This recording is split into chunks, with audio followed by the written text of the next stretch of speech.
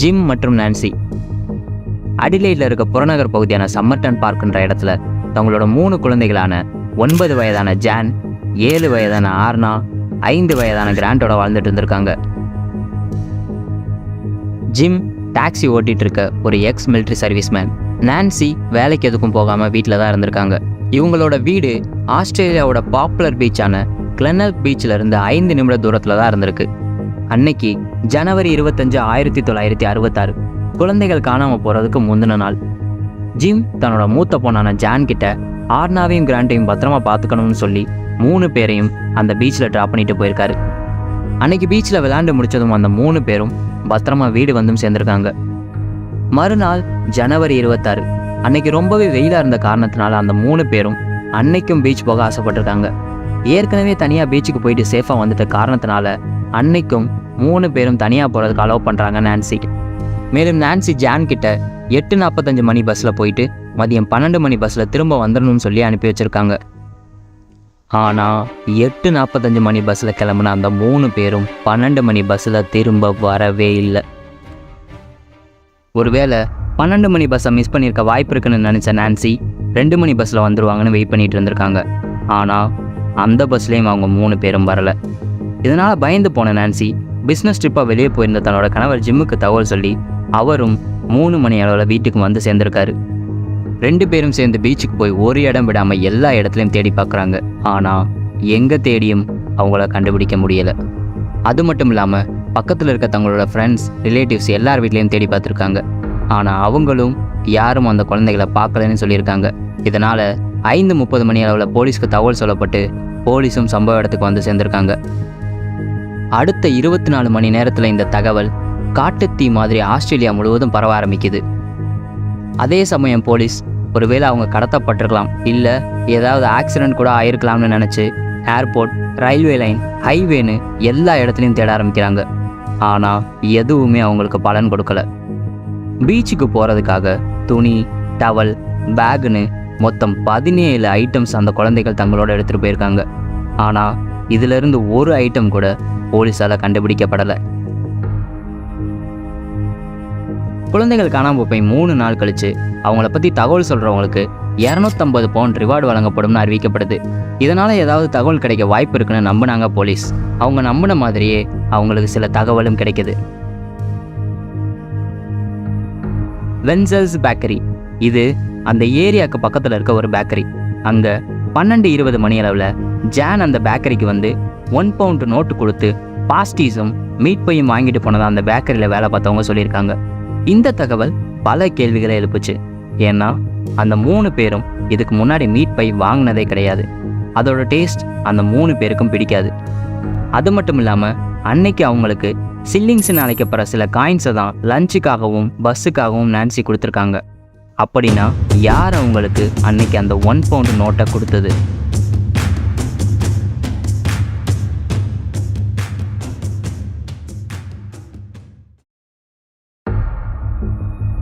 வென்சல் பேக்கரியில் நடந்த சம்பவம் கேள்விப்பட்டதும் பல பேர் பல தகவல்களை சொல்ல முன் வந்தாங்க. அதில் அன்னைக்கு அந்த 3 பேரும் 30 வயது மதிக்கத்தக்க உயரமான ஒரு நபர் கூட அங்கே சுற்றிட்டு இருந்ததை பார்த்ததா பல பேர் சொல்லியிருக்காங்க. அந்த 3 பேரும் அந்த நபர் கூட ரொம்பவே கம்ஃபர்டபுளாக ஜாலியாக பீச்சில் விளையாடிட்டு இருந்திருக்காங்க. பீச்சில் விளையாண்டு முடிச்சதுக்கப்புறம் 3 பேரும் அந்த நபர் ட்ரெஸ் சேஞ்ச் பண்ணுற வரைக்கும் வெயிட் பண்ணிட்டு 12:15 மணி அளவில், அதாவது பேக்கரியில் பார்த்ததா சொன்ன நேரத்துலேருந்து 5 நிமிஷத்துக்கு முன்னாடி அவர் கூடவே நடந்து போனதா விட்னஸ் பல பேர் பார்த்துருக்காங்க. இது கொஞ்சம் வினோதமாக இருந்திருக்கு. ஏன்னா அந்த குழந்தைகள் ரொம்பவே கூச்ச சுபாவம் உடையவங்க. இந்த மாதிரி தெரியாத ஆள் கூட கம்ஃபர்டபுளாக இருக்கிறதுக்கு வாய்ப்பே இல்லைன்னு அவங்க பேரண்ட்ஸ் போலீஸ்கிட்ட சொல்லியிருக்காங்க. இதை வச்சு பார்க்கும்போது அந்த குழந்தைகள் அந்த நபரை இதுக்கு முந்தின நாள் பீச்சுக்கு வந்தப்பயே பார்த்துருக்கணும். அது மட்டும் இல்லாமல் அன்னைக்கு பீச்சுக்கு போயிட்டு வந்ததும் ஆர்னா அவங்க அம்மாவான நான்சிக்கிட்ட ஜானுக்கு பீச்சில் ஒரு பாய் ஃப்ரெண்ட் கிடச்சிருக்கதா சொல்லியிருக்காங்க. ஆனால் அப்போ அதை நான்சி பெருசாக கண்டுக்கல. கடைசியாக ஒரு விட்னஸ் போலீஸ் சொன்ன டிஸ்கிரிப்ஷனில் இருக்க மாதிரியே 3 குழந்தைகளை கிளெனல்க் பீச் பக்கத்தில் இருக்க பட்டவலங்கா போட் ஹெவன்ற இடத்துல நைட்டு 7 மணி அளவில் பார்த்ததா சொல்லியிருக்காங்க. இது அந்த பீச் பக்கத்திலே இருக்க டேம் மாதிரியான அமைப்பு கொண்ட ஒரு இடம். அந்த நபர் சொன்ன தகவல் அடிப்படையாக வச்சு அந்த போட் ஹெவனில் இருந்த தண்ணி எல்லாத்தையும் திறந்து விட்டு பாடி ஏதாவது இருக்கான்னு சல்லடை போட்டு தேட ஆரம்பிக்கிறாங்க. ஆனால் இந்த முயற்சியும் அவங்களுக்கு தோல்வியில் போய் தான் முடியுது. ஒருவேளை அன்னைக்கு குழந்தைகளை பார்த்ததா சொன்ன நபர் வேற யாரையாவது அங்கே பார்த்துருக்கலாம். அதை இந்த குழந்தைகள் தான்னு தப்பாக கூட நினச்சிருந்துருக்கலாம். அதே நேரம் விட்னஸ் சொன்ன அடையாளத்தெல்லாம் வச்சு அந்த மர்ம நபரோட முகம் ஸ்கெட்ச் பண்ணப்பட்டு பப்ளிக்காக அனௌன்ஸும் பண்ணப்படுது. இதை பார்த்த எல்லோருக்கும் இருந்த ஒரே கேள்வி, யார் இந்த மர்ம மனிதன்? இந்த கேஸில் பல பேர் சஸ்பெக்டாக பார்க்கப்பட்டாங்க. யாரெல்லாம் அந்த சஸ்பெக்ட்னு பார்க்குறதுக்கு முன்னாடி இதே மாதிரியாக காணாமல் போன இன்னொரு கேஸை பற்றி பார்த்துட்டு வருவோம். அது 11 வயதான ஜோவன் ராட்க்ளிஃப், 4 வயதான கிறிஸ்டி கார்டன். இவங்க 2 பேரும் அடிலைடு ஓவல் ஸ்டேடியமில் 1973, அதாவது போமான் சில்ட்ரன் காணாமல் போய் 7 வருஷம் கழித்து திடீர்னு காணாமல் போயிருக்காங்க. இந்த 2 கேஸுக்கும் ஒரு சில சிமிலாரிட்டிஸ் இருந்திருக்கு. அன்னைக்கு இந்த 2 பேரும் ரெஸ்ட் ரூம் போகிறதா சொல்லிட்டு பேரண்ட்ஸ் இல்லாமல் தனியாக தான் போயிருக்காங்க. போனவங்க திரும்ப வரவே இல்லை. ஸ்டேடியத்துக்கு வெளியே அந்த 2 பேரும் அடையாளம் தெரியாத ஒரு நபர் கூட நடந்து போனதாக பல பேர் பார்த்துருக்காங்க. மேலும் இதை பார்த்ததா சொன்ன விட்னஸ் உதவியோட அந்த நபரோட முகமும் ஸ்கெட்ச் பண்ணப்பட்டிருக்கு. அப்படி வரையப்பட்ட அந்த இமேஜும் போமான் கேஸில் வரையப்பட்ட மர்ம நபருடைய இமேஜும் ஏறக்குறைய ஒரே மாதிரி தான் இருந்திருக்கு. இதனால் இந்த 2 கேஸ்லையும் சம்மந்தப்பட்டிருக்கிறது ஒரே ஆளாக கூட இருக்க வாய்ப்பு இருக்குன்னு போலீஸ் சந்தேகப்பட ஆரம்பிக்கிறாங்க. இந்த கேஸில் 4 பேர் சஸ்பெக்டாக பார்க்கப்பட்டாங்க. அதில் முதல் நபர் டெரிக் எர்னஸ்ட் பெர்சி. 1969 7 வயசு பொண்ணை கடத்தின குற்றத்துக்காக டெரிக் விக்டோரியா லாங்கஸ்ட் சர்விங் பிரிஷனில் அடைக்கப்பட்டிருந்திருக்கான். இதனால் போமான் கேஸ்லேயும் டெரிக்கு சம்மந்தம் இருக்க வாய்ப்பு இருக்குன்னு போலீஸ் சந்தேகப்பட்டாங்க. டெரிக்கு ஞாபக மறதி மாதிரியான ஒரு சில சைக்கலாஜிக்கல் பிரச்சனையும் இருந்திருக்கு. இதனால் தான் என்ன பண்ணேன்றது கூட அவனால் டீட்டெயிலாக சொல்ல முடியாது. டெரிக் ஆஸ்திரேலியா டே அன்னைக்கு ஃபேமிலி ட்ரிப்பாக கிளெனட் பீச்சில் தான் இருந்ததாக சொல்லியிருக்கான். இதனால் அவன் தான் கடத்தியிருக்க வாய்ப்பு இருக்குன்னு போலீஸ் நம்பினாங்க. அது மட்டும் இல்லாமல் போலீஸால் வரையப்பட்ட இமேஜும் டெரிக்கோட ஃபேஷியல் ஸ்ட்ரக்சரும் ஒரே மாதிரி தான் இருந்திருக்கு. இருந்தாலும் டெரிக் தான் உண்மையான குற்றவாளியான்ற ஒரு சந்தேகமும் இருந்திருக்கு. ஏன்னா டெரிக் பிறந்தது 1948. அப்படின்னா போமான் சில்ட்ரன் காணாமல் போகும்போது அவனுக்கு வயசு 17. ஆனால் அன்னைக்கு அந்த 3 குழந்தைகளும் 30 வயது மதிக்கத்தக்க ஒரு நபர் கூட பார்த்ததா தான் விட்னஸ் பல பேர் சொல்லியிருக்காங்க. அது மட்டும் இல்லாமல் யாருக்கும் தெரியாமல் குழந்தைகளை கடத்திட்டு போகணும்னா அந்த நபர்கிட்ட கண்டிப்பாக கார் இருந்திருக்கணும். ஆனால் அந்த சமயம் டெரிக் கிட்ட எந்த காரும் இல்லை. அதோட நான் முன்னாடியே சொன்ன மாதிரி 1969 டெரிக் சிறையில் அடைக்கப்பட்டிருக்கான். அப்படின்னா 1973 ஓவலில் நடந்த கடத்தலை அவன் பண்ணுறதுக்கு வாய்ப்பே கிடையாது. ஆனால் இந்த 2 சம்பவத்திலையும் ஒரே ஆள் தான் சம்மந்தப்பட்டிருக்கதா போலீஸால் சொல்லப்பட்டுச்சு. இதனால் டெரிக்குக்கும் இந்த 2 கேஸுக்கும் எந்த சம்மந்தமும் இல்லைன்னு முடிவு பண்ணுறாங்க போலீஸ். 2வது சஸ்பெக்ட் ஹாரி ஃபிப்ஸ். 2013 வெளியான த சாட்டின் மேன் புக் மூலமாக மோஸ்ட் பாசிபிள் சஸ்பெக்டாக ஹாரி ஃபிப்ஸ் பார்க்கப்பட்டார். ஹாரி ஒரு வசதியான ஃபேக்ட்ரி ஓனர். அதோட அடிலைடில் இருக்க சோசியல் எலைட்ன்ற குரூப்பில் மெம்பராகவும் இருந்திருக்காரு. அது மட்டும் இல்லாமல் அந்த ஏரியாவில் அதிகமாக 1 பவுண்ட் நோட் யூஸ் பண்ணுறதும் இவர் தான். மேலும் நடத்தப்பட்ட விசாரணையில் ஹாரிக்கு குழந்தைகள் மேலே செக்ஸுவல் இன்ட்ரெஸ்ட் இருக்கிறதும் தெரிய வருது. 2007 ஹாரியோட மகன் ஹேடன் ஹாரிக்கு எதிராக ஒரு ஸ்டேட்மெண்ட் சொல்லியிருக்காரு. அதில் 1966 அப்போ ஹேடனுக்கு 15 வயசு. அன்னைக்கு தன்னோட அப்பா அந்த 3 பேரையும் காரில் கூட்டிகிட்டு வந்ததை தான் பார்த்ததா சொல்லியிருக்காரு. அந்த சமயம் ஹாரியோட வீடு பீச்சிலேருந்து 300 மீட்டர் தூரத்தில் தான் இருந்திருக்கு. நான் முன்னாடியே சொன்ன மாதிரி அந்த 3 பேரும் அந்த நபரை முந்தின நாள் பீச்சில் பார்த்துருக்கணும். அப்போது அந்த நபர் பீச்சுக்கு அடிக்கடி வர ஒரு ஆளாக தான் இருக்கணும். அப்படி அடிக்கடி பீச்சுக்கு வர்றதுனா கண்டிப்பாக அந்த நபர் லோக்கல் ஆளாக தான் இருந்திருக்கணும். அன்னைக்கு அந்த குழந்தைகளை பேக்கரிக்கு அனுப்புனது ஹாரியாக கூட இருக்கலாம். ஏன்னா அங்கே இருந்த எம்ப்ளாயீஸ்க்கு ஹாரியை நல்லாவே தெரியும். அதனால் அங்கே இருக்க யாரும் தன்னை பார்த்துடக்கூடாதுன்னு அந்த குழந்தைகளை மட்டும் பேக்கரிக்கு அனுப்பி வாங்க சொல்லியிருக்கலாம். 2013 2 பேர் 1966 நாங்கள் டீனேஜராக இருக்கும்போது பணம் கொடுத்து ஹாரி அவனோட ஃபேக்ட்ரியில் ஒரு குழியை தோண்ட சொல்லி கேட்டதா போலீஸ்கிட்ட சொல்லியிருக்காங்க. குழியை தோன்றதுக்கு பணம் கொடுத்தனால அவங்களும் ஏன் எதுக்குன்னு கேட்காம அந்த குழியை அவனுக்கு தோண்டி கொடுக்கவும் செஞ்சுருக்காங்க. இதனால் 2013 நவம்பரில் ஃபேக்டரியில் குழி தோண்டதா சொன்ன இடத்த போலீஸ் செக் பண்ணி பார்க்குறாங்க. ஆனால் அவங்களுக்கு எதுவும் கிடைக்கல. அதுக்கப்புறம் நடத்தப்பட்ட விசாரணையில் தான் தெரிய வருது அவங்க தோண்டின இடம் தவறானதுன்னு. இதனால் 2018 சரியான இடத்த கண்டுபிடிச்சு அதுக்கப்புறம் அந்த இடத்த தோண்டி பார்க்கும்போது அவங்களுக்கு சில எலும்புகளும் கிடைக்கிது. அந்த எலும்புகளை எக்ஸாமின் பண்ண ஆஃபீஸர்ஸ் அது மனித எலும்புகள் இல்லைன்றதையும் கண்டுபிடிக்கிறாங்க. அந்த 3 குழந்தைகளும் காணாமல் போன அன்னைக்கு ஜான் கிட்ட ஒரு ஒயிட் கலர் பர்ஸ் இருந்திருக்கு.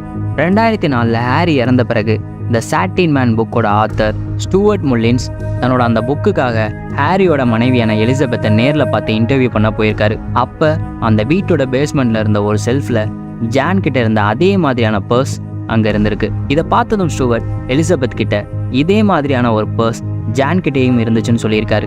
அதுக்கு எலிசபெத் இல்லை இதை லாஸ்ட் வீக் தான் நான் ஒரு கடையில் வாங்கினேன் அப்படின்னு சொல்லியிருக்காங்க. அதுக்கு ஸ்டூவர்ட் அப்போ அந்த பர்ஸ் பேஸ்மெண்ட் செல்ஃபில் என்ன பண்ணுதுன்னு கேட்டிருக்காரு. உடனே எலிசபெத் நீங்கள் இங்கேருந்து கிளம்பலான்னு சொல்லி அவரை அங்கேருந்து அனுப்பவும் செய்கிறாங்க. சில நாட்களுக்கு பிறகு அந்த பர்ஸை செக் பண்ணி பார்க்க போலீஸ் எலிசபெத் வீட்டுக்கு போயிருக்காங்க. ஆனால் அங்கே அந்த பர்ஸ் இல்லை. ஆல்ரெடி அந்த பர்ஸை எலிசபெத் வெளியே தூக்கி போட்டிருக்காங்க. இது ஹாரி தான் குற்றவாளியோன்ற சந்தேகத்தை மேலும் அதிகப்படுத்துச்சு. மேபி ப்ரெஸ் மூலமாக இறந்து போன தன்னோட கணவருக்கு மேலும் நெகட்டிவ் இமேஜ் வரக்கூடாதுன்னு நினச்சி கூட அந்த பர்ஸை அன்னைக்கு எலிசபெத் தூக்கி வெளியே போட்டிருக்கலாம். இருந்தாலும் எலிசபெத்தோட இந்த செயல் சந்தேகப்படும்படியாக தான் இருக்கு. அடுத்த சஸ்பெக்ட் ஆர்த்தர் ஸ்டான்லி பிரவுன். 1970 5 மற்றும் 7 வயதுடைய 2 குழந்தைகளை கடத்தினதுக்காக 1998 அரெஸ்ட் பண்ணப்பட்டிருக்கான் ஆர்த்தர். அப்போதான் ஆர்த்தரோட கேஸ் டிவியில் ஒளிபரப்பப்பட்டிருக்கு. அப்போ அதை பார்த்த அடிலைடு ஓவல் கேஸில் விட்னஸாக இருந்த ஒரு நபர் 25 வருஷத்துக்கு முன்னாடி ஸ்டேடியமுக்கு வெளியே குழந்தைகளோட தான் பார்த்தது இந்த நபர் தான் அடையாளம் கட்டியிருக்காரு. அது மட்டும் இல்லாமல் இவனோட இமேஜும் போமான் மற்றும் அடிலைடு ஓவலில் வரையப்பட்ட நபரோட இமேஜும் ஒரே மாதிரி இருந்திருக்கு. என்னதான் அடிலைடு ஓவல் கேஸில் ஆர்த்தருக்கு எதிராக ஒரு சில ஆதாரம் இருந்தாலும் அவன் தான் உண்மையான குற்றவாளின்னு போலீஸால் நிரூபிக்க முடியல. 1998 ஆர்த்தர் அரெஸ்ட் பண்ணப்படும் போது அவனுக்கு வயசு 86. தன்னோட 90வது வயதில், அதாவது 2002 ஆர்த்தர் சிறைக்குள்ளேயே இறந்தும் போகிறான். போமான் கேஸ்லையும் அடிலைட் கேஸ்லையும் தனக்கு சம்பந்தம் இருக்கா இல்லையான்னு கடைசி வரைக்கும் ஆர்த்தர் சொல்லவே இல்லை.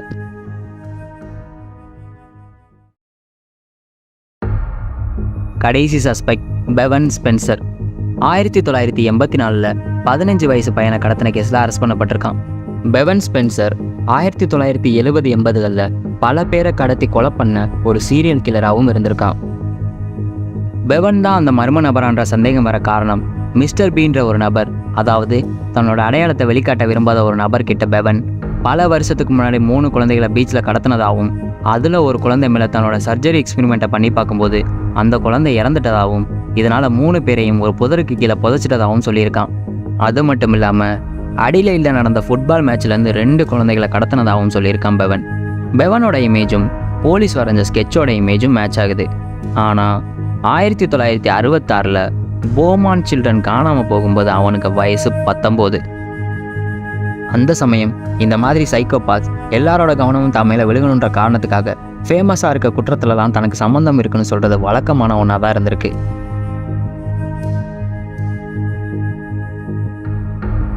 போமான் குழந்தைகள் காணாமல் போய் 2 வருஷம் கழிச்சு 1968 அவங்க பேரண்ட்ஸான ஜிம் அண்ட் நான்சிக்கு 2 லெட்டர் வந்திருக்கு. அது தங்களோட மூத்த பொண்ணு ஜான் எழுதுகிற மாதிரி இருந்திருக்கு. அதில் அவங்கள கூட்டிகிட்டு போனவர் கூட சந்தோஷமாக வாழ்க்கையை வாழ்ந்துட்டு இருக்கதா அவங்க எழுதியிருக்காங்க. அது மட்டும் இல்லாமல் அந்த லெட்டரில் கடத்தின நபர் எழுதுகிற மாதிரி சில வரிகளும் இருந்திருக்கு. அதில் நான் தான் உங்கள் குழந்தைகளை பார்த்துக்கிட்டேன், ஆனால் இப்போ நீங்கள் உங்கள் குழந்தைகளை திரும்ப வாங்கிக்கலாம்னு சொல்லி ஒரு குறிப்பிட்ட இடத்துக்கு வர சொல்லியிருக்கான் அந்த நபர். உடனே ஜிம் அண்ட் நான்சி 2 பேரும் டிடெக்டிவ்ஸை கூட்டிகிட்டு அந்த இடத்துக்கு போய் பார்த்துருக்காங்க. ஆனால் அங்கே யாரும் இல்லை. மறுபடியும் போமன் ஃபேமிலிக்கு அந்த மர்ம நபரால் எழுதப்பட்ட ஒரு லெட்டர் வந்திருக்கு.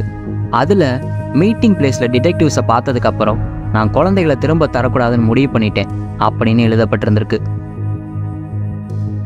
அதுக்கப்புறம் அந்த நபர்கிட்ட இருந்து எந்த லெட்டரும் வரல. 25 வருஷம் கழிச்சு 1992 ஃபாரன்சிக் டெக்னாலஜி உதவியோட அந்த லெட்டரை எழுதின 41 வயது நபரை கண்டுபிடிக்கிறாங்க போலீஸ். அந்த லெட்டரை எழுதும்போது அவருக்கு வயசு 17. பிராங்க் பண்ணுறதுக்காக அந்த லெட்டரை அன்னைக்கு தான் எழுதுனதா போலீஸ் கிட்ட சொல்லியிருக்காரு அந்த நபர். சம்பவம் நடந்து 25 வருஷத்துக்கு மேலே ஆனதுனால அந்த நபருக்கு எந்த தண்டனையும் வழங்கப்படலை. என்னைக்காவது ஒரு நாள் தங்களோட குழந்தைகள் திரும்ப வருவாங்கன்ற நம்பிக்கையில் அதே வீட்டில் பல வருஷமாக ஜிம்மும் நான்சியும் காத்துட்டு இருந்தாங்க. 1980 ஜிம்மும் நான்சியும் பிரிஞ்சு கடைசியில் அவங்களுக்கு டிவோர்ஸும் ஆகியிருக்கு. கொஞ்ச நாளையிலேயே சம்மர்டன் பார்க்கில் இருந்த தங்களோட வீட்டையும் விற்றுருக்காங்க. நான்சி தன்னோட 92வது வயதில் அடிலையில் இருக்க ஒரு நர்சிங் ஹோமில் இறந்து போகிறாங்க. நான்சி இறந்த 4 வருஷம் கழிச்சு 2019 ஜிம்மும் இறந்து போகிறாரு. தங்களோட குழந்தைகளுக்கு என்ன ஆச்சுன்னு கடைசி வரைக்கும் தெரிஞ்சிக்காமலே 2 பேரும் இறந்து போயிருக்காங்க. மேலும் இப்போ வரைக்கும் இந்த கேஸ் சால்வ் பண்ணப்படாமல் ஒரு அன்சால்வ்டு மிஸ்ட்ரி கேஸாக தான் இருக்கு.